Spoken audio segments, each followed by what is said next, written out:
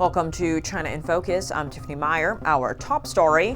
ICE says 4 Chinese nationals are slated for deportation after serving their prison sentences. Details on how they lifted Social Security numbers to defraud U.S. retailers out of over $1 million. The White House clarifies the new total U.S. tariffs on China, a whopping 145%. Meanwhile, the U.S. Treasury Secretary said the White House isn't ruling out the possibility of delisting Chinese stocks. Well, Maria, I think everything's on the table. China picking up a new strategy to hit back against U.S. tariffs, this time targeting Hollywood movies. But does Beijing's move have teeth? The owner of Facebook and Instagram in the hot seat. Did Meta undermine U.S. national security to do business in China? A former executive with the company testified before the Senate. I watched as executives decided to provide the Chinese Communist Party with access to Meta user data, including that of Americans. And our practices by the Chinese Communist Party exploiting American retirees. Senate and House committees hold a joint hearing to discuss just that. The CCP is actively using its financial system and state-controlled companies to infiltrate American capital markets.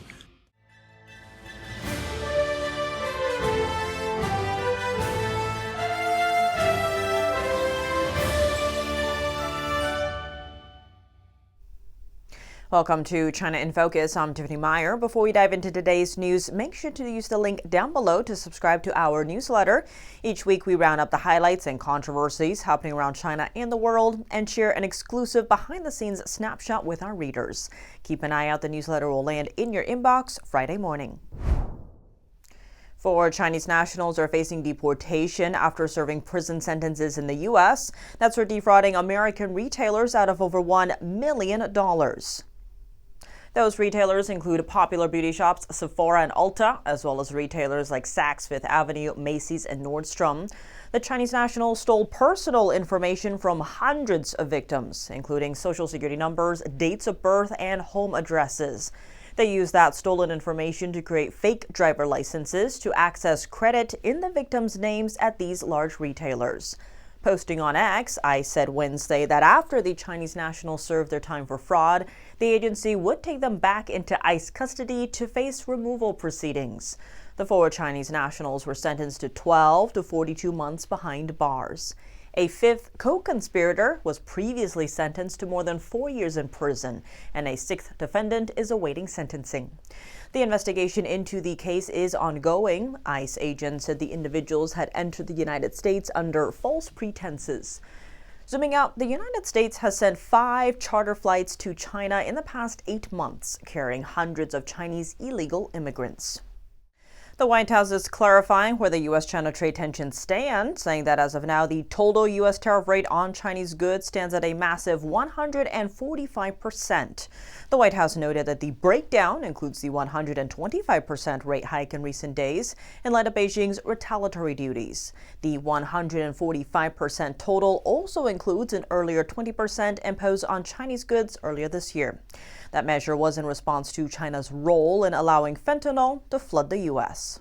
In comparison, Trump offered a 90-day tariff pause Wednesday for most other trading partners. Countries that did not retaliate and reached out to negotiate, they'll see tariff rates sink back down to the new 10% baseline. Exceptions to that are Mexico and Canada, who still face 25% tariffs. But goods compliant with a trade deal called the USMCA can still enter the U.S. tariff-free, minus a few sector-specific tariffs Trump has imposed. China on Thursday said its door for talks is open, but added that Beijing will stand by its position, quote, until the end. In the meantime, the trade war between the U.S. and China may go beyond tariffs. In an interview with Fox News, Treasury Secretary Scott Bessent didn't rule out the possibility of delisting Chinese stocks. How far are you willing to take this in terms of this soft war with China?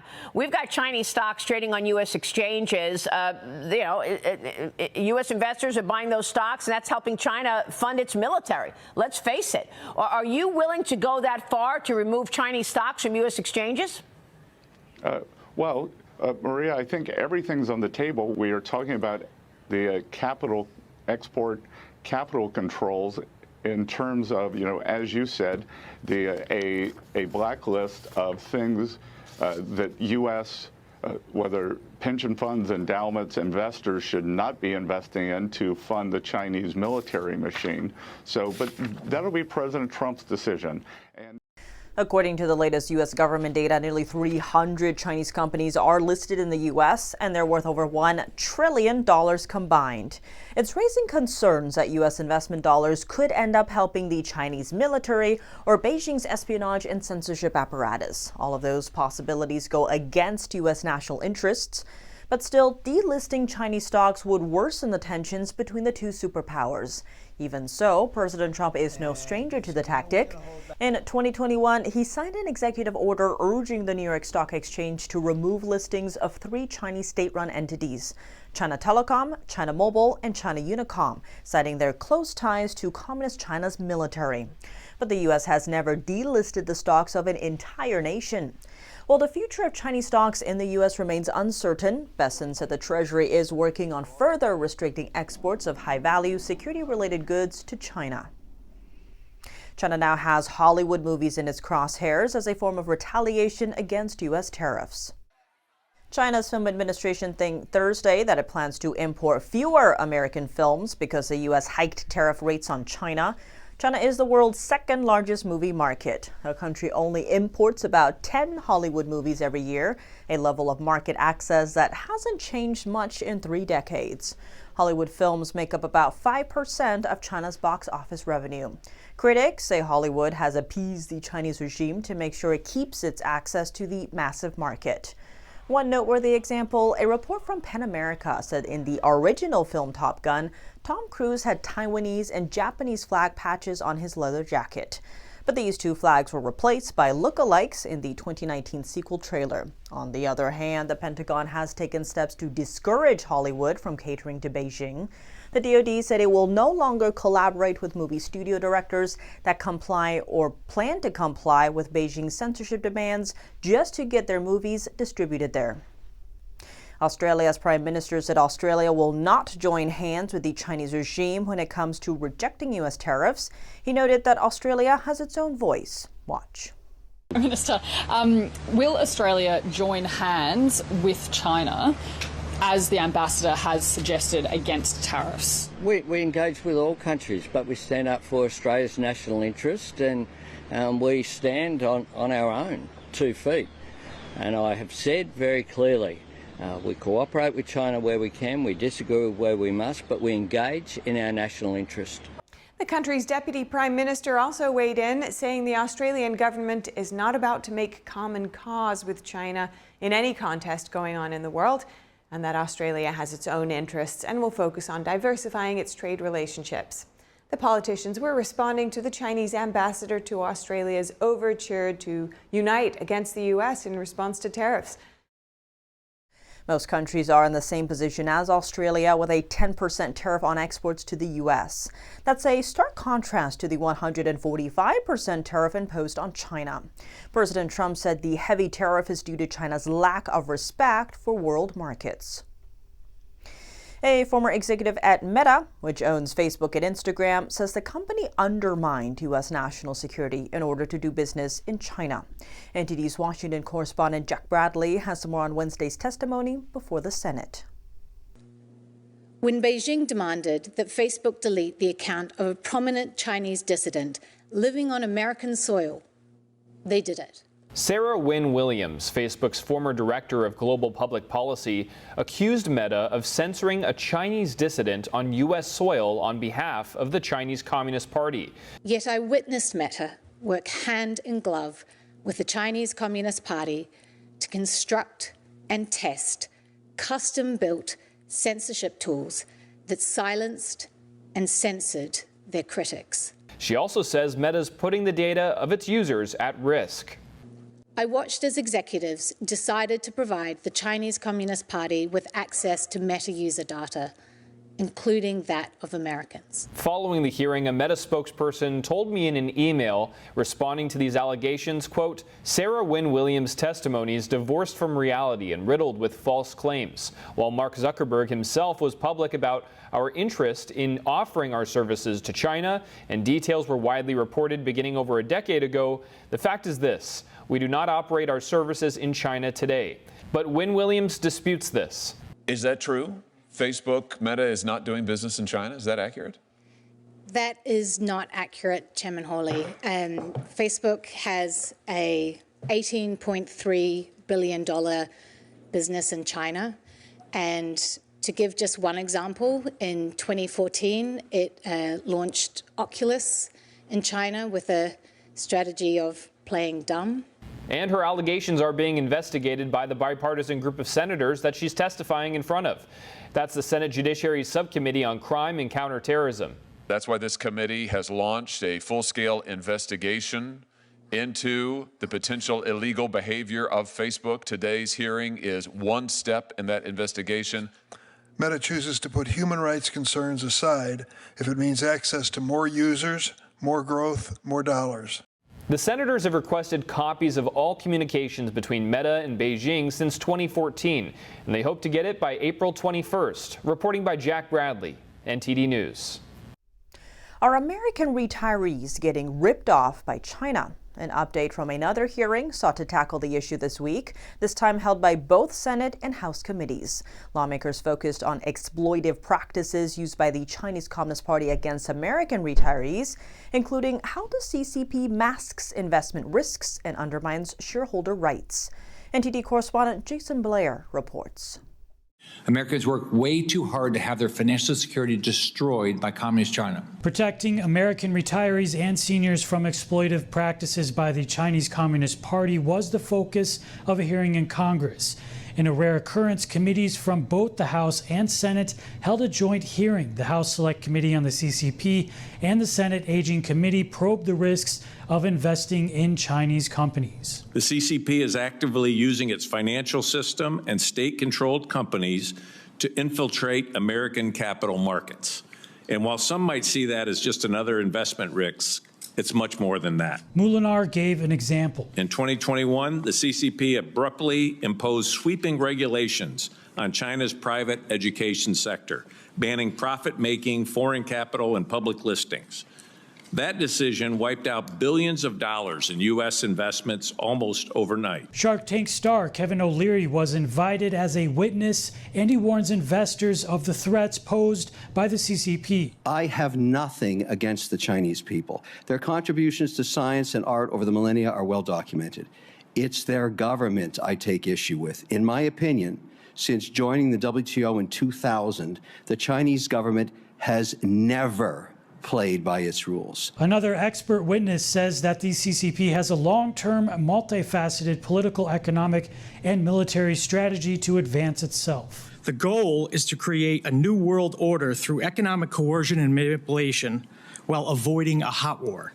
This has left the world less open and more authoritarian. Senate Aging Committee ranking member Kristen Gillibrand says online scams from China are targeting American seniors. Criminal networks in China that are so sophisticated that know this is where they can make millions and millions of dollars. House Committee on the CCP ranking member Raja Krishnamurthy says that a lot of these criminal gangs are directly tied to the CCP. Another gentleman behind another scam city, seen here with a Burmese warlord, is Shi Zhejiang.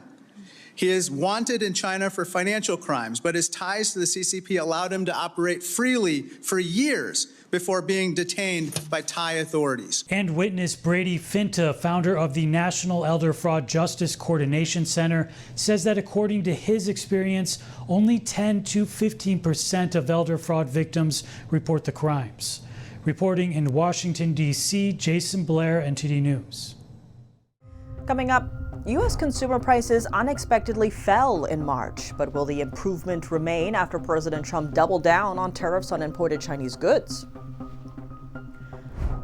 The U.S. and Panama signed new defense and security agreements aimed at deepening U.S. military training in Panama, the goal to push back against China's influence in the region. And Ukrainian intelligence has identified 155 Chinese citizens fighting for Russia in its war. 2 of them were captured by Ukraine. More on that after the break here on China in Focus. Welcome back to China in Focus. I'm Tiffany Meyer. U.S. consumer prices unexpectedly fell in March amid cheaper gasoline and used motor vehicles. But it remains to be seen if the improvement in inflation will hold after President Donald Trump doubled down on tariffs on imported Chinese goods. Let's dive in. U.S. consumer prices in March fell for the first time in nearly 5 years, according to a report from the Labor Department on Thursday. The Consumer Price Index dipped 0.1% last month. Economists polled by Reuters had expected it to edge up by that amount. It was the first monthly decline in prices since May of 2020, putting the annual inflation rate at 2.4%, closer to the Federal Reserve's target of 2%. But will the downward trend continue? March's data likely captured only a fraction of the first wave of President Trump's barrage of import duties, which most economists expect to be inflationary. Lower prices could also be a sign of softening consumer demand amid heightened recession fears due to Trump's tariffs. Trump on Wednesday said he paused targeted tariffs on trade partners for 90 days, but a 10% blanket duty on almost all imports remains in place. In light of the current 145% tariffs on China, consultancy firm Capital Economics estimated that U.S. inflation will peak at about 4%. That's double the Fed's target.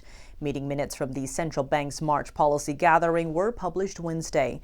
They showed Fed officials almost unanimously agree that the economy faces both higher inflation risks and slower growth.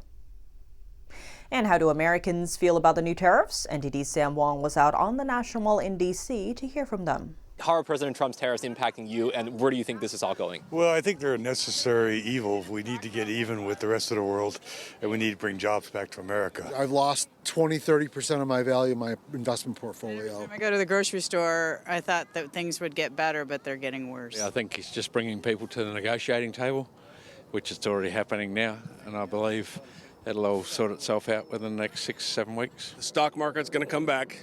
The world's going to get back to a better place, but we'll be on equal footing with the rest of the world. I don't think it's impacted me as far as right now, considering fair trade. Whenever we look at what other people are charging for American products to come to their countries compared to what we're charging for them to bring stuff in here, I think it's only fair for us to have at least equal tariffs across the board. The White House is now saying that dozens of countries are already coming to the negotiating table. So how do you assess President Trump's strategy here?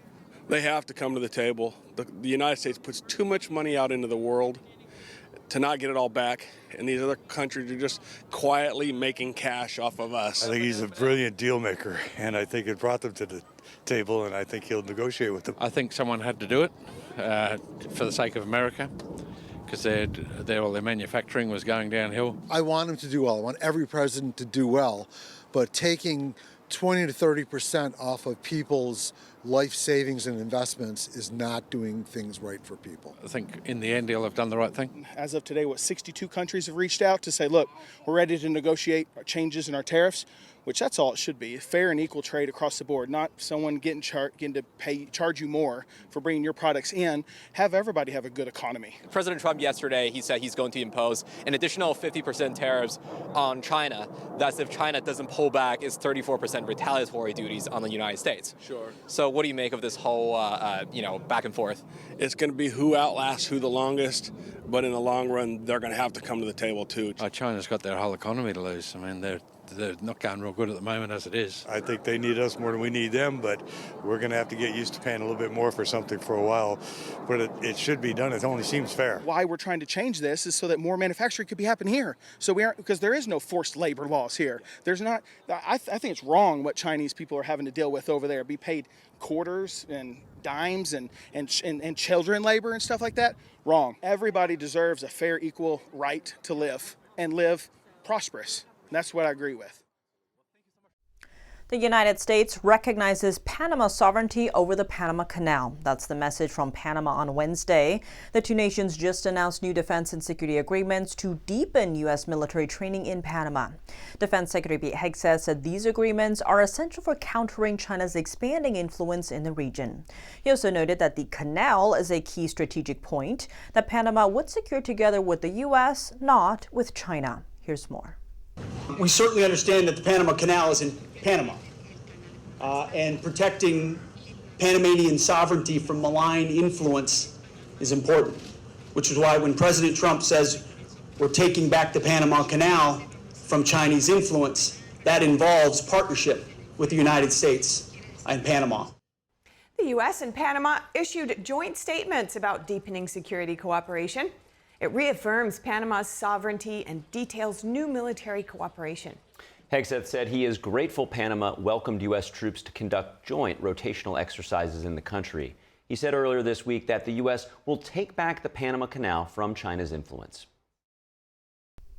Two ports at the Panama Canal are controlled by the Hong Kong-based company CK Hutchinson. The U.S. firm BlackRock was supposed to sign a deal to buy the two ports from the company last week, but Beijing intervened, delaying the deal.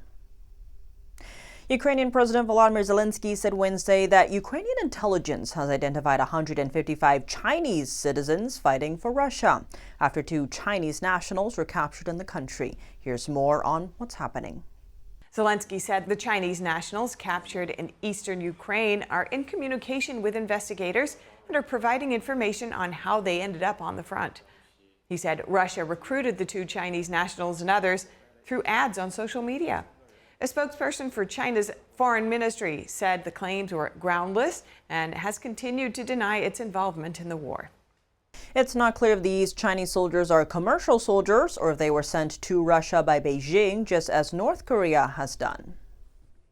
Now to one of China's allies, Iran. Entities involved in Iran's nuclear program are facing new sanctions by the U.S. The Treasury Department said on Wednesday the sanctions target 5 entities and 1 individual based in Iran. Here's a breakdown. Those include the Atomic Energy Organization of Iran. The Treasury describes it as Iran's leading organization for research and development in nuclear technology. The new sanctions come ahead of a high-level meeting between the United States and Iran on Saturday. Trump has said that Iran cannot have a nuclear weapon.